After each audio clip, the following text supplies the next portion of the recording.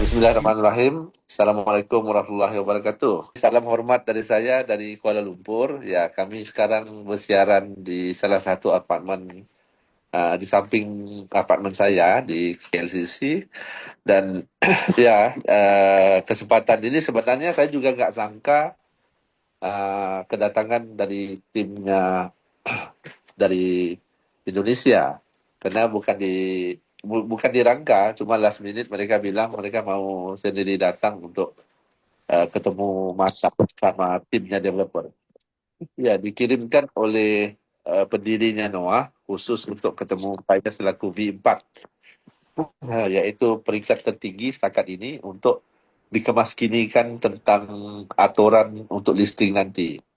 Jadi di pihak developer mereka juga mau tahu apakah kita adalah komunitas yang sepakat untuk uh, meneruskan mekanisme economic model yang kedua yaitu LP staking atau adanya seperti mahu apa mahu dump ya, maksudnya masuk nanti saat listing semuanya akan dump. Jadi dari situlah pentingnya kefahaman tentang apakah capital market, bagaimana pengurusan penyediaan koordinasi capital market itu sendiri. Karena saya sendiri ya memang sekarang memang saya masih mempunyai tugas di bidang korporat untuk penyenaraian saham di Nasdaq, di bursa saham Nasdaq di Amerika Serikat. Jadi saya sudah biasa dengan pengaturan bagaimana tata kelola supaya setiap saat listing tidak berlaku dumping ya. Memang semua orang mengharapkan untuk mereka dapat cuan. Sebagai contoh, kalau di Nasdaq itu sahamnya minimal harganya $10. Jadi kebanyakan tawaran awal yang diberikan saat private placement ataupun angel fees ya, di fase angel, sama aja seperti di IPO. Kalau di IPO untuk saham biasanya kurang lebih 10% aja diskonnya daripada harga listing. Jadi di situ tidak berlaku lambakan uh, jualan, buang semuanya. Dan beda saham dengan di coin di DeFi ya, seperti project kalau LP staking, saat kita buat staking di fase awal, ia memberikan kita akses untuk menikmati reward yang seterusnya. Bukan sahaja reward yang kita telah dapatkan di fase vesting, yaitu mekanisme yang sekarang, yaitu per NFT kita dapat 60x token yang diberikan secara vesting, secara linear ya, 0,12x. Jadi untuk saya lebih perincikan supaya tidak berlaku kefahaman begini.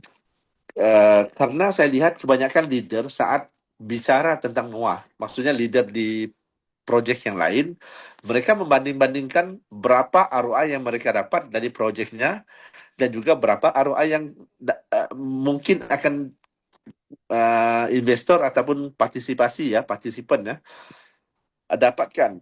Sebenarnya secara jujur, kita tidak mempunyai ROI di fasa ini. Fasa sekarang, INO, Initial NFT Offering, adalah fasa penentuan sekelasi unit X token di market. Dan kita yang aktif untuk invite ya, untuk memperkenalkan, mempromosi Noah ini, maka kitalah yang diberikan percepatan. Saya ulang sekali lagi. Kita bukan dapat manfaat daripada bonus daripada orang bawahan kita. Enggak. Dia bukan seperti MLM. Dia bukan seperti MLM. MLM adalah kita bawa member baru, dia join paket, kita dapat persen dari paket dia. Tetapi di Noah, kita bukan dapat paket, bukan dapat persentage, walaupun 100% ya. Itu bukan 100% bonus daripada berapa paket yang, ataupun NFT, lebih tepatnya X ya, X releasing, yang dia ada kepada kita. Sebaliknya, hanya memberikan percepatan 100%. Sewaktu kunjungan saya di Indonesia, tempoh hari saya berkesempatan untuk diskusi untuk mekanisme ini kepada otoriti di Indonesia. Mungkin kurang sesuai kalau saya sebut otoritas yang mana, badan otoritas yang mana. Jadi dijelaskan satu persatu setelah beberapa jam, maka mereka sangat berpuas hati. Malah bilang ya, memang dia tidak nafikan bagus sekali orang yang mendesain. Ini saya ulang ya, perkataan daripada pegawai tinggi otoritas di Indonesia. Dia bilang begini, memang dia tidak menafikan. Dan setelah dia semakin faham, dia juga bilang, pintar sekali orang yang desain mekanisme Anwah ini. Karena bukan hanya sekadar memberikan jual beli token yang token X ini semata-mata, tapi token X hanya akan dilepaskan skalasinya setelah melalui satu mekanisme yaitu vesting tadi. Dan vesting juga aturannya dipercepatkan kepada yang aktif. Jadi itu satu keadilan untuk lebih-lebih lagi untuk leader yang bergiat di dalam industri ini. Dan yang diberikan adalah X token, bukan USDT ya. Saya ulang sekali lagi. Yang diberikan adalah percepatan maksimal porsi yang kita bisa dapat untuk jumlah NFT yang kita telah stake. Itu yang pertama. Yang kedua, sekiranya kita pilih untuk tidak staking, ya, kita nggak mau main ikut initial NFT offering, kita nggak mau ikut miningnya X token lewat stakingnya NFT, maka kita bisa pilih untuk minting NFT, koleksi image digital pribadi yang kita rasakan mahu dinukilkan di dalam blockchain, mau direkam, disimpan di dalam blockchain sebagai kenangan.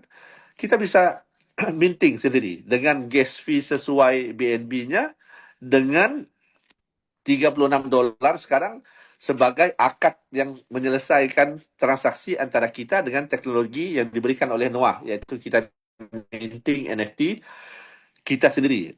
Dan dari situ NFT ini juga bisa kita simpan sebagai koleksi dan nanti setelah mungkin minggu depannya bisa naik lagi 38 dan akhirnya $40, maka kita bisa mendapatkan perbedaan harga tadi, keuntungan. Jadi selesai urusan kita kita menghasilkan karya ini, setelah itu kita bisa jual di marketplace, di elemen marketplace. Saya secara positif lebih mendorong setiap daripada kita yang minting NFT supaya minting NFT koleksi pribadi kita. Karena inilah satu-satunya kesempatan untuk kita bisa menghasilkan token sendiri. Tetapi token yang bersifat non-fungible, yaitu tidak bisa dipecah-pecahkan, yaitu dalam satu bentuk image digital yang lengkap. Jadi untuk di kesempatan lain kita ikut projek apapun, mungkin udah ada lebih dari 10 projek yang diperkatakan, dipromosikan oleh leader-leader di seluruh Indonesia. Kita tanya dia, apakah dia bisa untuk ya, menghasilkan tokennya yang itu, yang proyeknya dia. Tidak, itu hanya sepenuhnya dibangunkan oleh developer dia. Dia harus bayar paketnya ataupun beli untuk mendapatkan porsi tokennya. Tetapi sebaliknya untuk di Noah, dengan bermula secara rendah yaitu $36, bisa menghasilkan token yang ciptaan kita sendiri dengan image digital, foto yang kita rekam di blockchain. Jadi itu udah selesai dengan $36. Kedepannya apakah kita mau stake untuk miningkan, riliskan X token itu terserah kita. Jadi kedua-dua mekanisme ini saya bisa cabar tempoh hari setelah beberapa jam dengan pegawai tinggi otoritas di Indonesia. Jadi dia setuju untuk join Noah dengan minting NFT satu. Setelah itu sebelum pulang saya sempat bilang, mohon nggak supaya nanti 3 bulan ke depan insya Allah kita ketemu lagi, Bapak minting satu lagi, saya bilang. Seterusnya jangan di stake, nggak usah ikut main coin yang X ini, nanti akan listing, nggak listing, itu nggak usah pikir itu, karena kan ada persoalan orang di market kan, apakah Noah ini pasti akan listing nggak? Pasti akan listing. Ya kalau begitu min NFT aja, nanti NFT udah harga 40 ya jual. Udah dapat bedanya, 40, 36 ke 40 kan $4 kan. Jadi kurang lebih 10% dah. Katakan ini berlaku sebulan. Jadi dia udah dapat, udah cuan 10% di samping dapat balik modalnya yang $36 tadi. Jadi itu sebagai contoh kita secara lebih tidak terlalu menekan untuk mereka merasakan, oh kalau saya staking saya harus nunggu 500 hari baru habis vestingnya. Dan kalau saya staking ya, pengharapan saya adalah semata-mata listing aja baru bisa bisa dapat hasilnya. Seolah-olah begitulah. Sedangkan kelebihan satu lagi projek Noah ini dibandingkan projek yang lain adalah di fasa initial, di fasa awal ini juga diberikan akses untuk kita bisa WD. Sesiapa yang ada berkeperluan, dia bisa cairkan berapa aja sesuai dengan X yang dia udah dapatkan di walletnya untuk mendapatkan kecairan swap daripada NFT-nya, pool NFT-nya Noah ini. Sekarang kalau nggak silap menurut perhatian saya semalam atau 2 hari lalu, udah total 1,1 juta dolar. Betul kan, Pak Dian? Hari ini berapa? 1,1 hampir 1,2 Pak Abu. Hampir 1,2 ya. Jadi semakin minggu semakin bertambah, semakin tambah. Jadi kita mengharapkan ya sekiranya saat listing nanti total terkumpul bisa 3 juta sebagai contoh. Atau 2 juta ya. 2 juta itulah yang dibahagikan dengan total X. Yang orang, yaitu kita yang udah dapatkan X token itu, yang mahu dimasukkan ke dalam liquidity pool yang akan dicairkan serentak saat listing kepada sesiapa yang akan beli pada waktu itu. Dan sekiranya unit itu semakin berkurang, tidak ada lagi orang yang akan jual. Maksudnya dia akan swap, masukkan X token ke LP lagi, maka harga satu X token itu bisa semakin semakin kencang. Daripada mungkin nanti listing sekitar 3-4 dolar atau 5 dolar, bisa pergi 10 dolar, 20 dolar, 40 dolar di hari pertama aja. Jadi inilah yang kita mau bentuk supaya kesepakatan ini semua orang faham tentang how the capital market works, bagaimana pasar modal ini bekerja, pengoperasionalnya seperti apa. Kitalah yang jadi seperti market makernya sekarang dengan kita yang pegang unit-unit yang awal ini. Jadi developer juga mereka juga nggak pegang unit-unit awal. Unit-unit awal yang porsi daripada foundation dan juga porsi yang daripada community marketing 5% dan 10% itu udah dirilis saat notes di fasa lebih awal. Dan waktu fasa ini juga telah berlaku withdrawal. Maksudnya X itu udah di WD dan di WD daripada poolnya notes ya, bukan daripada poolnya minting NFT, ya udah habis, udah selesai. Jadi nggak ada isu nanti kekhawatiran bahwa nanti di fasa awal akan ada pihak lain yang akan dumping, yang akan membuang harga ataupun membuang token itu yang bisa menjuruskan harga itu menurun hanya terletak pada keputusan tangan kita. Ingat, market ini adalah bukan milik kita, tetapi posisi ya, sama ada kita mau hold ataupun kita mau sell, itu adalah milik kita. Itu yang menjadikan penentuan dalam istilah Web3 ini yaitu direction ya. Setiap tindakan kita ke atas token itu sama ada di staking kah, sama ada dijual, sama ada di lending, borrowing dan sebagainya, itu yang akan membentuk pergerakan seterusnya harga-harga. Mungkin tadi saya ada dengar ada yang daripada Origin kan contohnya ya. Mereka juga tahu kalau di Origin siapa yang beli bond ia akan menambahkan liquidity pool dan itu akan menggerakkan harga LGNS itu semakin naik. Dan siapa yang membuat long term stake sebagai contoh. Dia juga akan menguatkan liquidity pool itu dan akan menstabilkan kedudukan harga. Yang menjadikan harga semakin menurun satu aja, setiap orang yang terus dan terus jual. Sementara Mas Tio ada di sini kan, dia antara V4, antara peringkat tertinggi Origin di Indonesia. Nanti saya akan buka wallet saya. Mungkin dia bisa lihat sendiri berapa juta LGNS yang saya ada. Saya juga nggak pernah buang semuanya. Sampai kapan pun saya nggak akan buang. Karena menurut saya juga udah dapat hasil selama ini kan. Udah lebih setahun ini ya. Menurut saya udah berikan peluang ini kepada orang lain lagi. Jadi nggak bisa kita tamak Begitu kalau saya mau buang, udah lama saya buang Ripple di wallet saya juga. Dibuang semuanya. Baru-baru ini, walaupun harga tertinggi, nggak ada saya buang. Dan yang lain lagi, mungkin ada yang sempat lihat dulu-dulu, lihat Polkadot-nya saya, milik saya, Cardano-nya milik saya kan, di wallet.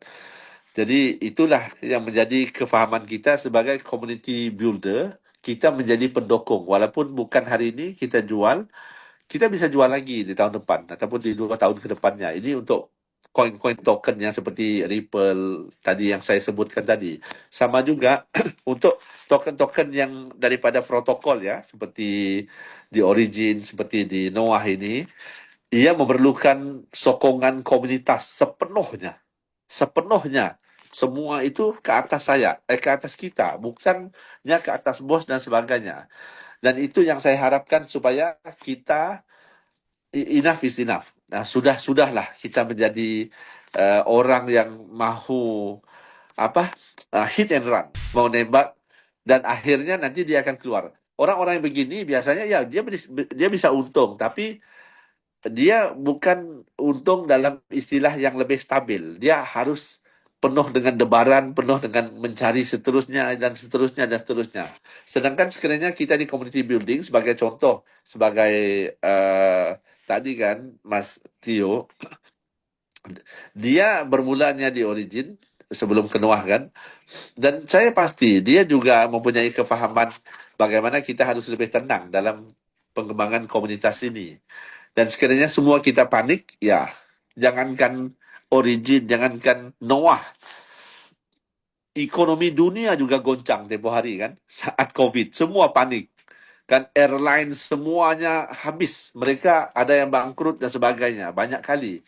Jadi itu fundamentalnya, panik itu bisa meruntuhkan. Sekalipun sebuah entiti yang udah begitu kuat, kerajaan pemerintahan sekalipun ya, dengan panik ini mereka juga tidak bisa mengendalikan apapun yang ke depan. Sekiranya terus diberikan noise ya, noise yang tidak positif, yang bisa memberikan panik. Saya dengar daripada Mas Tio tiap pagi ada aja noise-noise yang dikirimkan ke grupnya.